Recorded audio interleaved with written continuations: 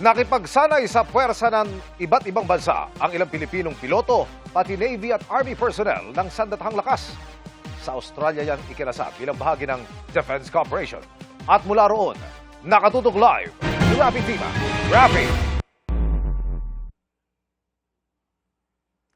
Muli nga nagpakitang gilas ang mga sundalong Pinoy sa isinagawang pinakamalaki at pinaka-prestihiyosong multinational air combat exercise sa buong mundo, ang Exercise Pitch Black 2026 dito sa Darwin, Australia. Noong 2024, sa unang nilang pagsali, tinawag silang mga rockstar. Ngayon naman, bagamat isa ang Pilipinas sa may pinakamalit na air force sa rehiyon, dahil sa kanilang ipinakitang husay sa halos isang buwang military exercise, binigyan ng mas malaking responsibilidad ang mga pilotong Pinoy.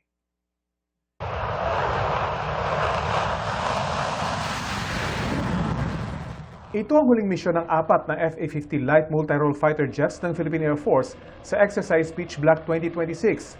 Night flight operation kung saan kasama nila sa ere ang dose-dosenang iba pang fighter jets mula sa iba't ibang bansa. Personal itong sinaksihan ni Defense Secretary Gilberto Teodoro kagabi. Isa lang ito sa maraming pagsasanay ng mahigit 100 fighter jets mula sa 21 bansa sa nakaraang 3 linggo. Pangalawang beses pa lang itong pagsali ng mas maliliit na fighter jets ng Pilipinas, pero pansin na raw agad ng mga organizer ang husay ng mga pilotong Pinoy. Ang tingin nila is ang capability natin ay limited. Pero with this, parang na-recognize nila na kaya nating makipagsabayan with the upgrade na nakuha ng ating FA-50 from 2024 up to 2026.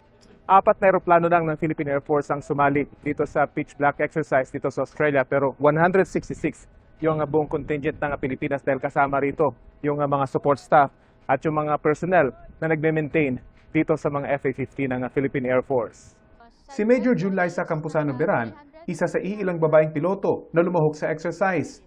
Siya ang kauna-unahang babaeng fighter jet pilot sa Pilipinas. Aminado si Major Beran, kabado siya, lalo na nang sumabak sa dogfight o air-to-air combat kalaban ng mas mga modernong jet ng ibang bansa. Yung rush up ng emotions, ng adrenaline, kung paano ka, paano mo takasan if nalock ka ng kalaban. So, paano ka makaiwas doon, paano makasurvive, paano mapapahaba at least man lang yung span of time na yon para hindi ka naman yung agad-agad mamamatay, di ba? Parang gano'n. At least nainapan siya. Kaya naman sa pulong ni Defense Secretary Teodoro sa kanyang counterpart sa Australia, hindi maitago ng kalihim ang pagmamalaki sa mga Pilipinong piloto.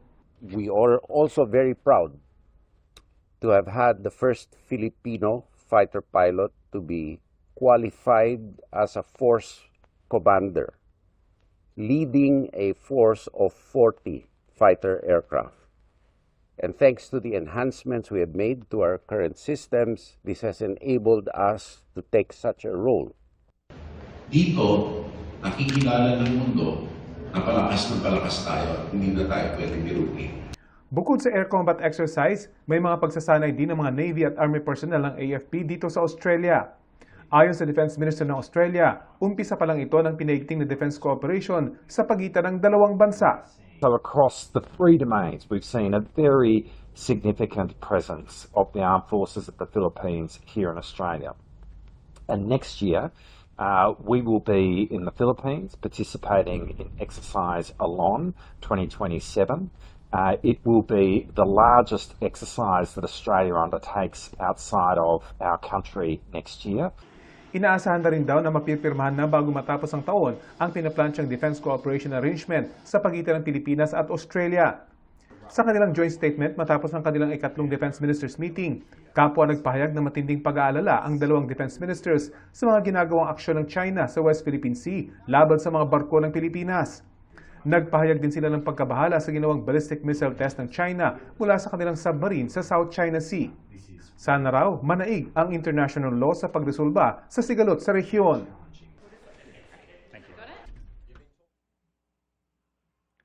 Ayon sa Philippine Air Force, ang training mission kung saan ginawang strike package commander ang isang major na pilotong Pinoy, 6 na pong eroplano ang kalahok sa exercise at sabay-sabay na lumilipad dito sa himpapawid ng Darwin. Ang Pinoy, pinuha ng 20 eroplano mula sa iba't ibang bansa at matagumpay nilang nagawa ang kanilang misyon.